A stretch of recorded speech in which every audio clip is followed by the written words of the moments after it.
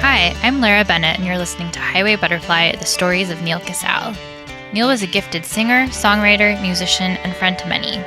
He released 14 albums as a solo artist and collaborated on countless projects with other musicians. After his passing in 2019, his friends and family created the Neal Casal Music Foundation to provide instruments and music lessons to students in New York and New Jersey, and to support organizations that offer musicians mental health care. One of the featured projects of the newly formed foundation is the tribute album Highway Butterfly, The Songs of Neal Casal, a sprawling 41-song collection bringing together a galaxy of rock and roots luminaries. We've asked the contributing musicians to share their memories of Neal and their stories of making the record. Highway Butterfly, The Songs of Neal Casal is out now. Purchase the album and learn more at nealcasalmusicfoundation.org. Hi, Lauren. How's it going? Hey, good. How are you? Good. Thank you so much for joining. Of course. So, Lauren, this is the first interview that I've done since Highway Butterfly has been released out into the world. How does it feel to have it out there? It feels great. I feel like it's a big deal. You know, it was a huge project for everyone involved, and it's such a beautiful way to honor our friend and also showcase all of these amazing artists and their musicianship and voices. So I'm really excited. Definitely. Yeah. Reception seems to have been amazing so far. And your contributions are, so beautiful. And you're on quite a few songs. You obviously do your own version of Lost Satellite, and you also do a lot of backing vocals. I was kind of camped out in there for a while. That was home base for a while. That's awesome. I wanted to start off by talking about how you met Neal. Can you talk about how that happened? Yeah. I am from Santa Barbara, and I met Neal completely independently of this huge group of friends that we now share. I just met him at a show at Soho. He was living in Ventura at the time. And he opened a show for the All Laws, and I just, it was like a weeknight, and I went to go see the All Laws, and I was like, who is this guy? I didn't know who he was. So it was kind of a cool friendship, independent of this whole amazing scene, which now I totally, give credit to him for introducing me to all of these people. It was like I had no idea that world even existed at that point. It was just like a dude who played guitar that I met. So it was cool. And then he, found out that I was a songwriter, and then we, hang out, write songs, sing together, and then it became kind of, a little duo. It was rare. We only played a few shows, but it was really fun. That's awesome. So I wanted to ask you a bit more about playing together. There's a few videos on YouTube, and I think I have a bootleg of you guys playing Sleepless Nights and some of Neal's songs together. So how did that come about? Send it to me. Sure, yeah. I have all the bootlegs. But what was playing with him like? It was awesome. It was really he was super hands off and really let me kind of do my thing. But at the time, admittedly, I hadn't sang harmonies very much. I thought I had, but I hadn't. Mm-hmm. So he was really a good mentor. He wouldn't necessarily tell me what to do, but he definitely pushed me in the right direction, gave me really cool stuff to listen to for references, and that I feel like that's how I kind of got a crash course in singing really tight harmonies with another singer. So grateful for that forever. That's really cool. And I think in that Sleepless Nights especially, it's very apparent and is very much obviously a Graham and Emmylou thing, and you sound it's really beautiful. Your voices are magical together. Through the sleepless nights I cried for you and wondered who is kissing you. Oh, these sleepless nights will break my heart in two. It was so fun, and it was always just kind of like a thing that we were going to do more of in the future when things chilled out. And it, obviously it didn't happen, but it kind of like it set the groundwork for me to do a lot of other musical collaborations that I think he'd be really stoked about. Right. That's pretty amazing. So what kind of stuff did he send you to inspire you? Definitely like the Graham and Emmylou stuff, but then like he sent me, I mean, honestly, I learned a lot of it from his own music that he sent me. Mm. And it's funny because the Lost Satellite track he sent to me, and he was like, I'm not super stoked on this version. I just want you to know, but we're going to do it stripped down. And like, I had that in my head kind of when I chose to do that song. It was like, I wonder if he would have wanted to do it like even slower, because it's slow and it's like dark, but like my whole vision for it was like, let's just really like pull the melodrama out of the song, like slow it way down and give it this kind of like cinematic thing, which it deserved. But yeah, I learned a lot of harmonies from hearing him sing with himself, or he would say, okay, you sing the lead and I'm going to sing the harmony. And I'd like kind of figure it out that way. So yeah, definitely he was a good teacher. Oh, that's really cool. So when you guys sang together, like what was that like? And like what did I don't know, I just want to know about like these teaching sessions, what kind of advice he gave you. They were so quick. It was like we sang a few times at his house in Ventura, and then there would be like, when we played in Big Sur, we had like, because he was playing with like 5 other bands, and all our friends were there. So it was like, okay, like we've got like 10 minutes, like over here by the river, like get over here and let's like just practice this really quick, So it was usually like run through it a few times, and if it sounded good, we'd be like, all right, let's do this. It was never like, rehearsal time, like never strict, always really, really natural and organic. And I think that's why it was like so special and people liked it so much. But yeah, definitely his advice was always more like, I don't know, like life advice. At least now, looking back, I see that it was life advice, which I think is really cool because I think any advice that could be applied to your, career or passion in the arts should be applicable to everyday life. So his main one that really got me was like, I forget if I called him or if we were just like sharing songs, and I was like, here's this new song I wrote. Like, I'm kind of just like bored with this. I feel like I'm just writing the same song over and over again. It's the same progression. It's the same. I'm like, I'm bored of it. I want to write something different.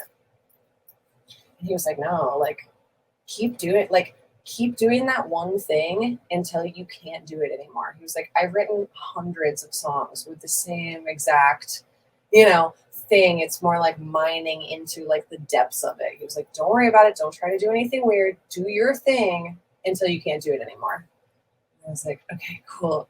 And then listening to like, you listen to Bob Dylan or Tom Petty and the Beatles, and it's not like, it's not like they abandoned their style or any sort of flavor of their music until they took it as far as you can go.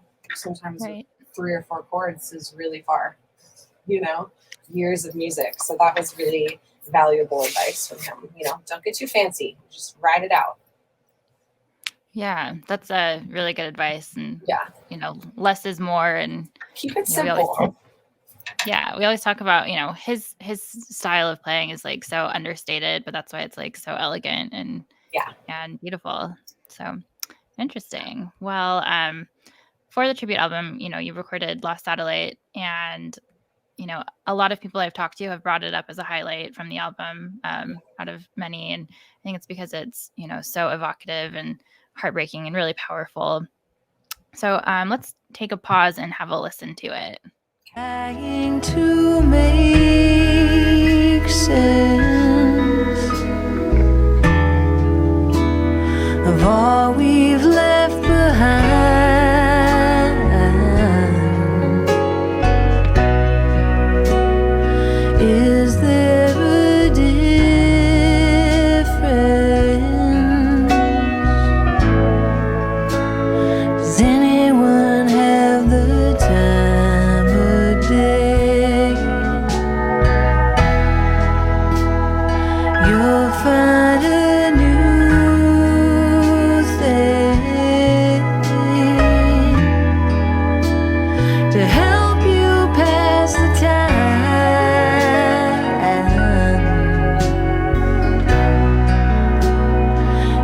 you'll find your new way. Then you can fly away like a lost satellite.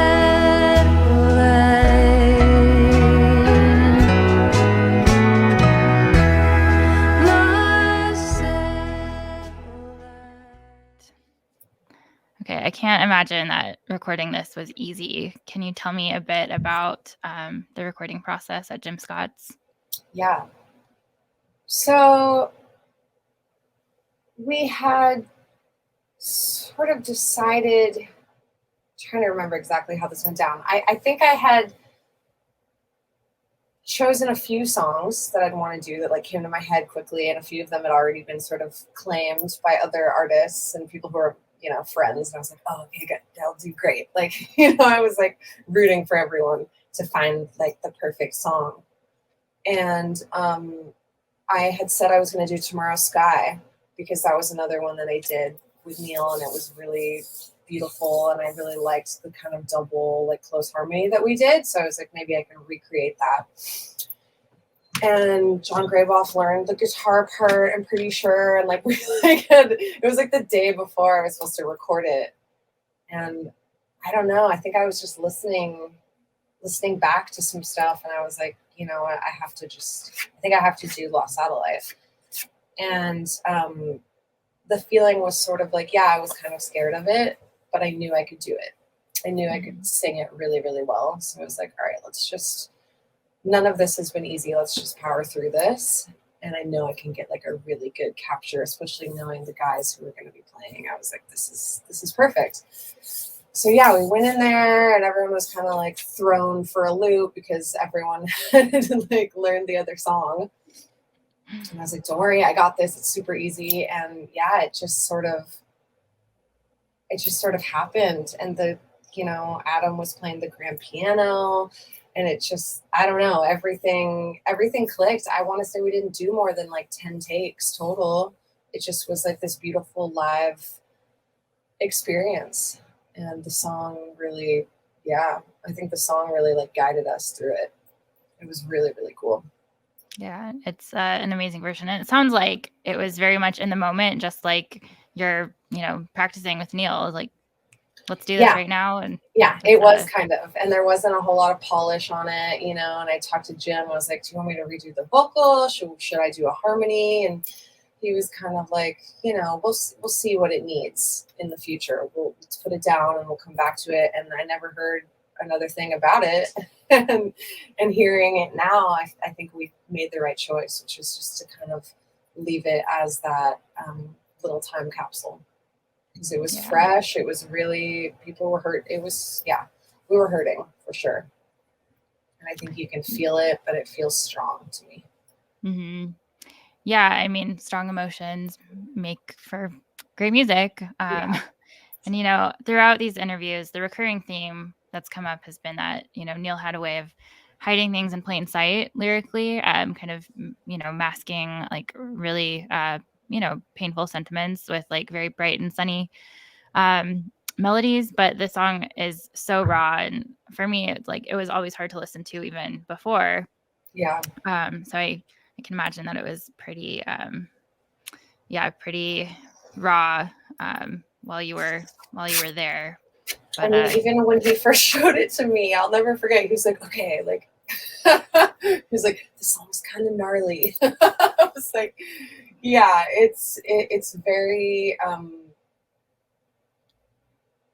it's very raw, And like you said, even before we lost him, like even to hear that and be like, "Ooh, like where does it come from?" Right. And for me as a songwriter, it's like the fact that came through to him so strongly that it wasn't a matter of like, okay, how do I say this more elegantly? How do I say this in a way that's not going to freak anyone out? It was like, no, like that's the line that came through,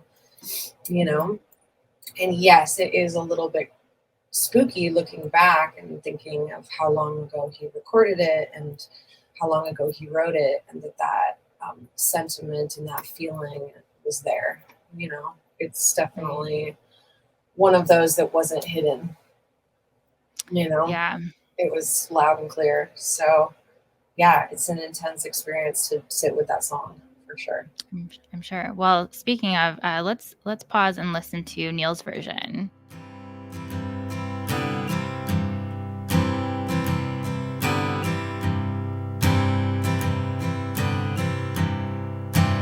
Hoping against hope,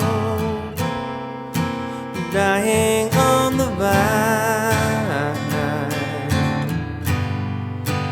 Give me enough rope to hang myself by the way,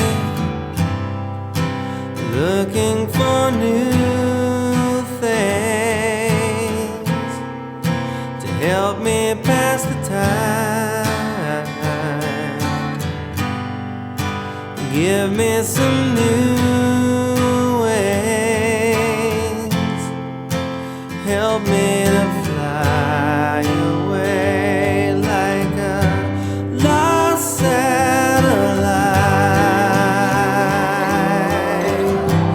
Lost satellite.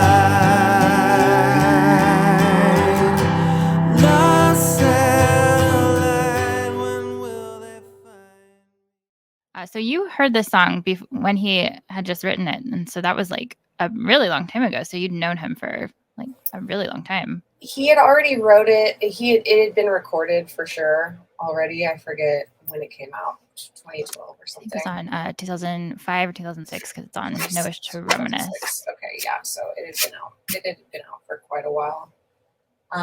No, he kind of dug it out like this is, I think he knew that it could have a second life. Mm-hmm. He had definitely some songs that he would pull out and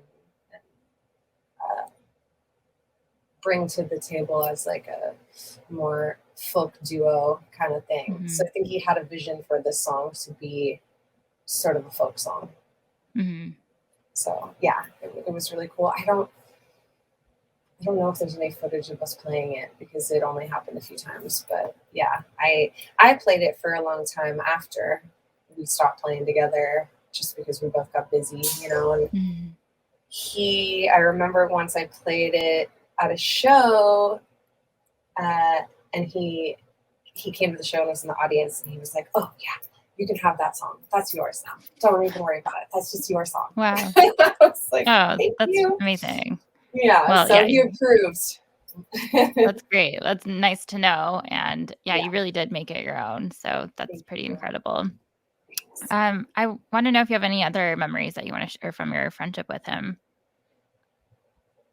Yeah, I mean, we had so many just like it was few and far between just because of, things had really started picking up with CRB and like the skiffle players and and hardworking Americans. Like between all the projects that he was involved with, it's like he wasn't home very much, Mm-hmm. But I being kind of like a little, traveler myself, and like I'd be on a little tour or I'd be traveling and be like, oh my God, the CRB are in, Memphis tonight or whatever. Like I'm an hour away. So we'd see each other on the road. But the best were those little gigs, like Mm-hmm. the Mollusk Jamboree gig in Big Sur was just like so magical. And we did one up in Ojai at the Ojai Rancho, and that was just like tiny and like under a tree and like little kids and dogs everywhere. And just like, it was those little special ones where we would kind of like finish playing and be like, did anyone see that? Like, is that our little secret? And I remember one time we played at the chapel. I think it was like the night before New Year's Eve, 2013 or something. We were up there and Neal was like, what are you doing? Like, what are you doing tomorrow? I was like, I don't know, go home, like hang out. And he was like, let's go to Big Sur and just like chill for New Year's Eve and like not have to like do anything. I was like, okay, that actually sounds really good. And so we just like went, played music, hung out in the redwoods, and it was just this cool relationship where it wasn't romantic. It wasn't really a band, it's not like, oh, this is my bandmate. It wasn't working. It wasn't romantic. It was like, just like a badass, like friendship, mentorship.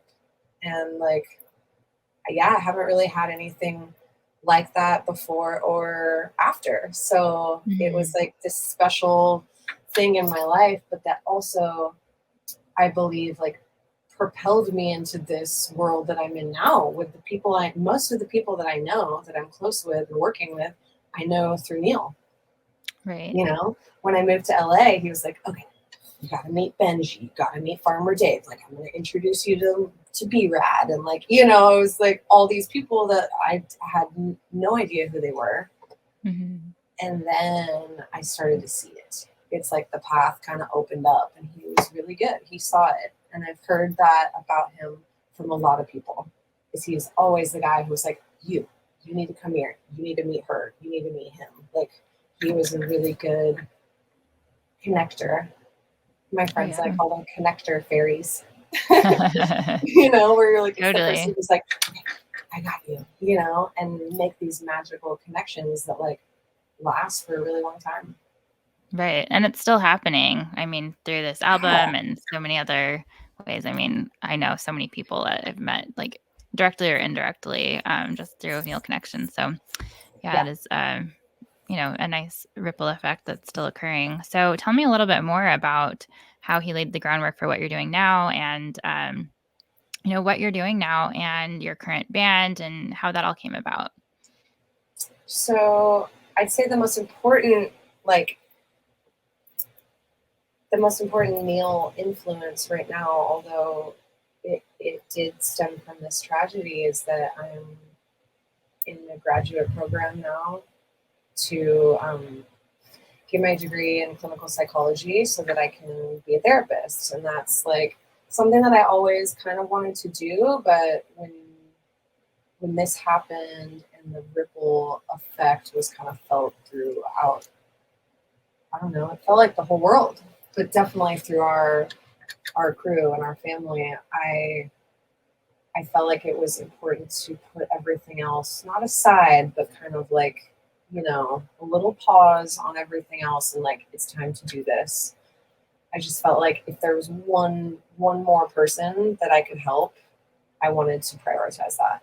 So that's the hugest thing that's kind of been a Neal influence in my life lately. And that's going to be the next few years of my life in this program and the next, forever of having that be part of my job.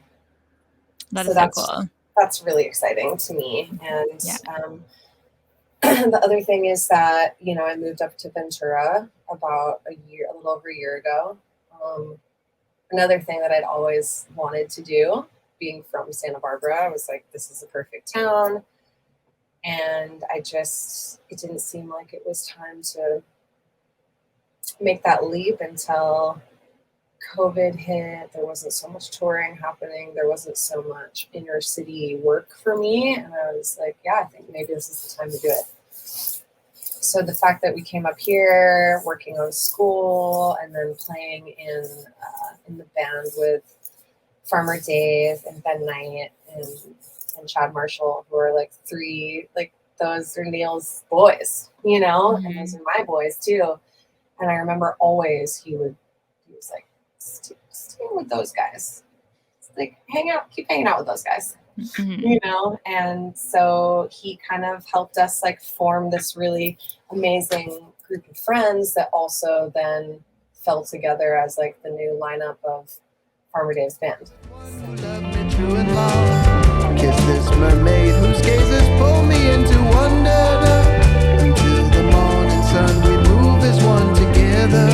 Got me feeling like the stars above. Could this be true love? Got me singing, hey, ocean line. I see you in the blue light. Oh, we swim in ecstasy tonight. I think I love you.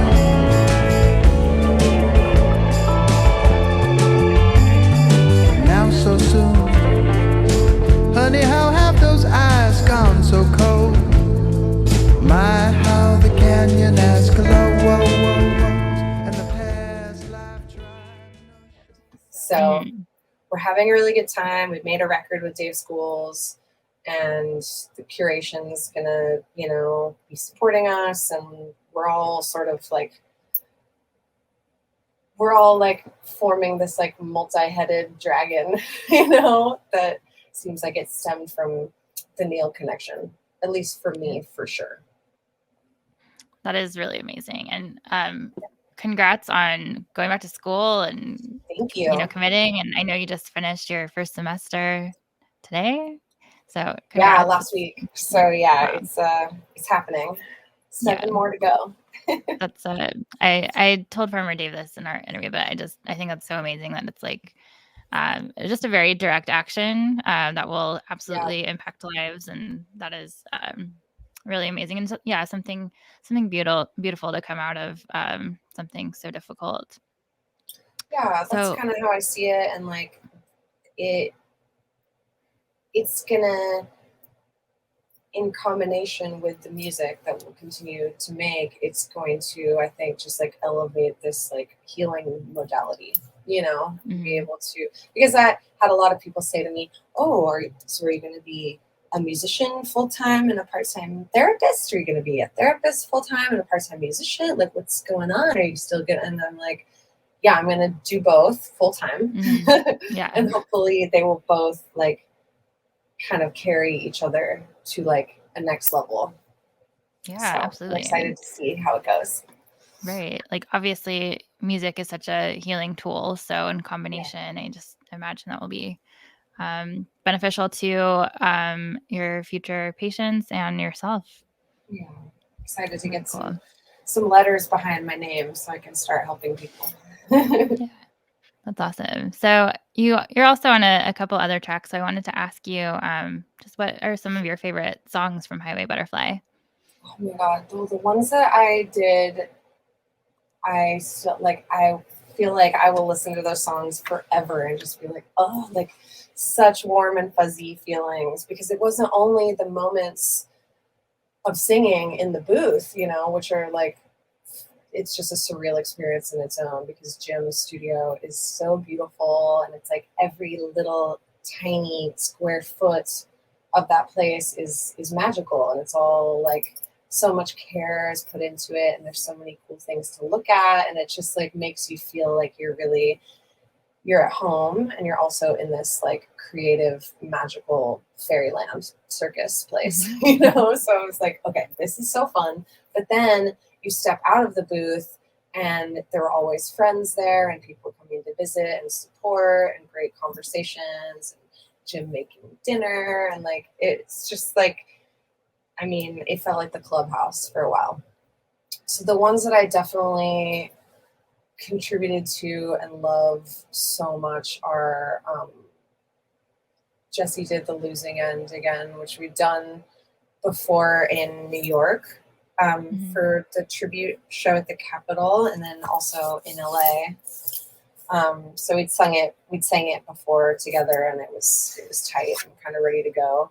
And then my sleepy morning brain, Rachel Dean did So Far Stray, and I love singing. We've also sang together a lot over the last decade or so, so that was really, really cool. And then singing like with Krasno and Marcus King and Alex Koford and Courtney J and Leslie Stevens, and just like all these people who not only are like dear friends of mine, but also I'm like, you guys are the most badass singers ever. So it was like, it was like fantasy camp for recording. So cool. Yeah, that's cool. All right. Well, Lauren, thank you so much for your contributions and your beautiful voice and sharing all these memories. Is there anything else that you wanted to mention? No, just, thank you to everyone who's listened and contributed and to the foundation. I think it's really important that, we just keep pushing, into the future in a more positive way. And like, I know a few people have mentioned this in these interviews, but if anyone is having a hard time, like, please reach out. You can reach out to me, to Farmer Dave, to any of us. We're ready. We're geared up and ready to help. So yeah, hope everyone's doing well. Great. Okay. Thank you so much, Lauren. You're welcome. Thank you. This podcast is brought to you by Backline, the music industry's mental health and wellness resource hub. Launched in 2019, Backline gives artists, crews, and their families quick and easy access to mental health and wellness resources. Backline provides individuals with case management and offers virtual support groups as well as yoga, meditation, and breath work. To donate, learn more, or get in touch for personalized care, visit backline.care. That's BACKLINE.CARE.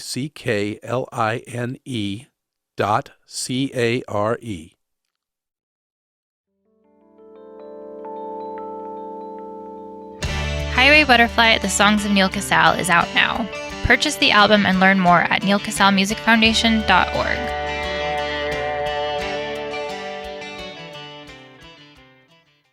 Osiris.